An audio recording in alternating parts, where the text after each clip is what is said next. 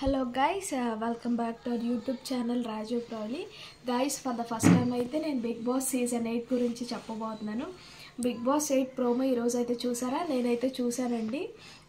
12 wild card entries అంట. Big boss season 8లో contestants అందరూ full షాక్లో ఉన్నారు. మీరు ఆ ప్రోమో చూడకపోతే వెళ్ళి చూసేయండి. మనకంట అయితే గట్టిగా నోరు తెరిచేసాడండి. మీలో ప్రజెంట్ బెస్ట్ కంటెస్టెంట్ ఎవరో కమెంట్ సెక్షన్లో కమెంట్ చేయండి. సో మనం అసలు మన వీడియోలో బిగ్ బాస్ 8 గురించి ఎందుకు చెప్తున్నాం అంటే 12 వైల్డ్ కార్డ్ ఎంట్రీస్ ఎవరెవరో చెప్పబోతున్నాను.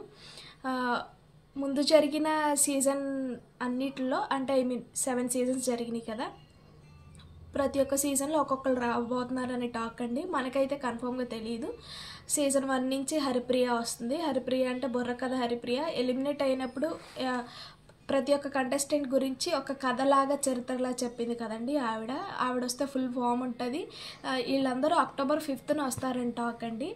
నెక్స్ట్ వచ్చేసి దీప్తి సోనైనా, సోషల్ యూట్యూబర్ అండ్ మస్తు ట్రెండింగ్లో ఉన్న అమ్మాయి, ప్రైవేట్ సాంగ్స్ బాగా చేస్తుంది కదా తను. నెక్స్ట్ వచ్చేసి నైని పావని లాస్ట్ సీజన్లో 1 వీక్ ఉండి ఎలిమినేట్ అయ్యింది.